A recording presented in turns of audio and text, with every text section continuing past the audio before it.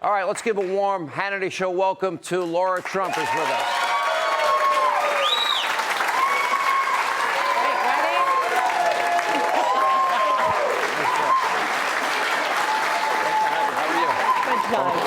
Nice to have a seat. Hi. Wow. Wow. Nice little crowd tonight. Can I just say something? With all due respect, and I came out, I didn't get half of that, you know? Great to see you. You know, we're friends. We've known each other a long time. You watched the craziness unfold this afternoon. Yeah. I guess you're used to it. Because ever since your father-in-law came down that escalator, this has been your life and his life. And it just never ends. It doesn't matter that they lied and peddled conspiracy theories for 3 years or impeached him twice. It doesn't matter that Joe Biden now is right in the heart of this scandal with his son and tens of millions of dollars. It's just Donald Trump all day, 24 hours a day. I mean, they're obsessed with him. It's pretty clear.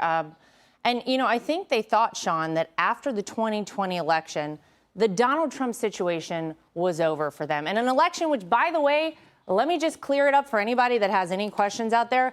Donald Trump believed on November 3rd of 2020 he won that election. He has believed every day since that he won that election. He still continues to believe that. So anyone trying to say otherwise maybe wants to take note of that.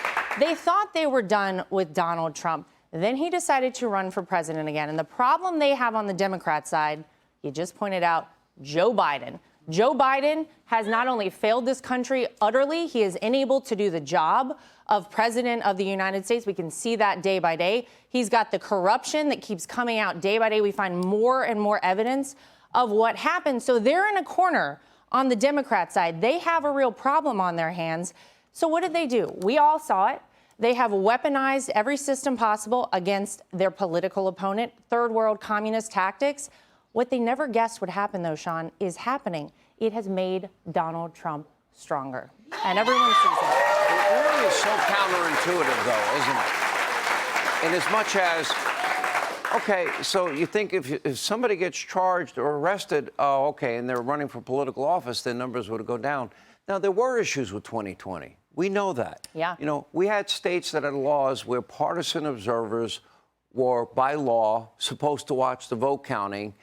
You can't watch the vote counting in another room or 1,000 feet away. And that happened. We did have the state of Pennsylvania, and they had very strict constitutional restrictions as to voting by mail. The state legislature bypassed the constitutional amendment process, and they passed a law.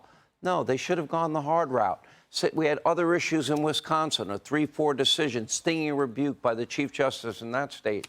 And now we know that big tech was being lied to by an FBI that knew that Hunter Biden's laptop was very real, but they were warning big tech in these weekly meetings leading up to that election, you might be a victim of misinformation, and it may be about Joe or Hunter Biden. That was pre-bunking a story that then got censored. Is that a form of election interference? Absolutely, because we know 1 in 6 people who voted for Joe Biden in 2020 would have changed their vote had they known the Hunter Biden laptop story was true. We would have a different president in office right now. It would be Donald Trump, not Joe Biden. Think about what a difference that made for the trajectory of this country. But I'll tell you what, I saw my father-in-law today. I saw him on the way to the plane. I saw him get off the plane. I think the whole world saw it The today. whole world saw it. Yeah. Donald Trump. By the way, that's a pretty nice plane. I will say It's that. not bad. It's not bad. I believe that Donald Trump was made for such a time as this because any other person would have crumbled. Any other person would have cracked, would have given up by now. But he is in the fight. And Sean, he's not just fighting for himself. He is fighting for every single American. He's fighting for the future of this country. He understands what is at stake right now. Let me ask you one last question. I mentioned Morning Liberal Joe in 1 hour mentions Donald Trump's name 70 times.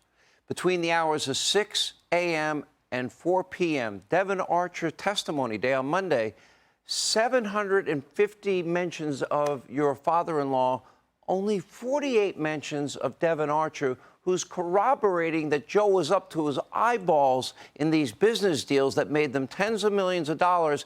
And he denied and lied to the American people that he ever once even spoke to his son about his foreign business deals. Why not? Why didn't that get 700 mentions? I mean, it's really incredible. It's disgusting. And by the way, that is a national security risk. I just want to say one more thing before I go. I would call on everyone in this country, not just Republicans, every American, come together right now. Now is the time for unity. Now is the time we fight back, and we fight back by winning at the ballot box in 2024. Okay. How can people watch your podcast? Podcast is therightView.com. We would love to have you. Thank you. Thanks, Lara Trump.